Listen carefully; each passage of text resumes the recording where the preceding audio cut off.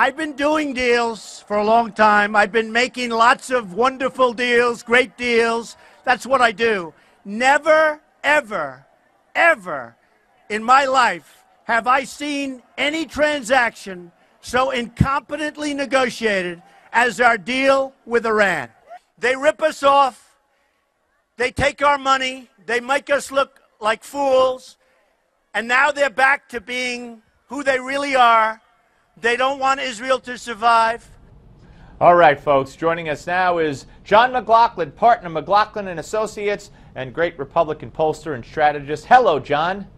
Steve, great to be back with you. Well, great to have you. All right, we're talking about a poll that is just out from your fine organization, and it was, I guess, SecureAmericaNow.org poll as well, about Americans' feelings on this Iran deal, and the results are astounding. Right, and we've put the entire, you have the top line, how the questions were asked, the full wording, and the crosstabs, which is the in-depth analysis, is there with the memo where we describe it, where we're asking people, and it was just completed, 800 likely voters for 2016, and it was just completed last Thursday, and we put out the numbers immediately after Labor Day weekend, where we're asking people, you know, should your congressmen and senators vote for an Iran deal that lifts sanctions and provides Iran with $100 billion that it can use to finance its terrorist activities? And 78% of all Americans say no. 10% say yes. It's overwhelming. It's Democrats 64 to 18. We ask them if, you know, Congress should approve a deal that allows Iran to inspect their own sites, and that's 88% no. Only 7% said yes. And, you know, the idea that it will make this deal, from what they know, would it make Iran a more dangerous enemy or friend to America? They're saying more dangerous enemy, 62 to 17. So the substance of the deal, Americans, you know, truly oppose.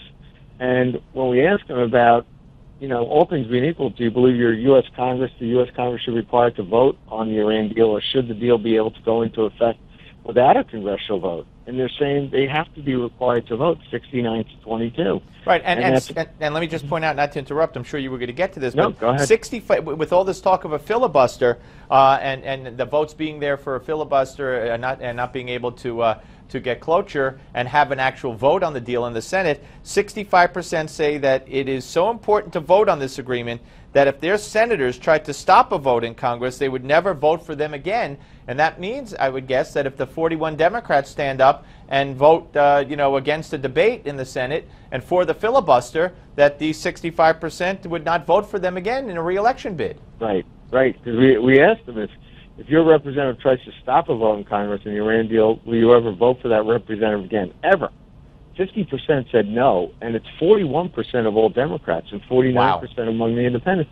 So the point of it is that this could have lasting damage to the Democrats. I mean, the president really, you know, he sees this as a legacy, the idea of making sure Iran has nuclear weapons and hundreds of billions to finance it. But it's the vast majority of Americans really know this is a bad idea, and there will be long-term effects on this where I'm kind of surprised that the Republicans haven't already launched on it. Because please don't be. Their leadership is as AWOL could be. They might as well be, you know, prisoners in Iran themselves, because they are just totally out of touch with reality. But let me ask you something that I think I know people will find interesting. You were telling me before we went on that the Ayatollah of Iran, the supreme leader, as Obama likes to call him, has not agreed to this deal yet, right, and may still not agree. Is that actually, I mean, there's a possibility that might happen? Right. That's why the President and Harry Reid are trying to jam through this agreement without a vote. Because if the majority of the House and the majority of the Senate reject the deal, and it's substantial, he may feel obliged because of his internal politics not to accept the deal as well. I mean, this is the Ayatollah who, as of yesterday, was dancing on an Israeli flag, saying in 25 years from now, Israel will not exist, and basically keeps threatening the United States. And we know they're funding terrorism right now against our troops in Afghanistan and our troops in the Middle East. And people, that group that we work for, SecureAmericaNow.org, had a wonderful woman, heroic woman, Maria James, who lost her dad in Iraq to an improvised explosive IED, device yep. that the Iranians, Absolutely. fund. They're killing Americans with IEDs and have been for years. They're killing Israelis through Hezbollah and other means.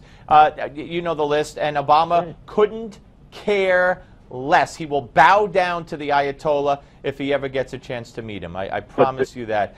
John, great stuff. Great to talk to you, sir. Thank you.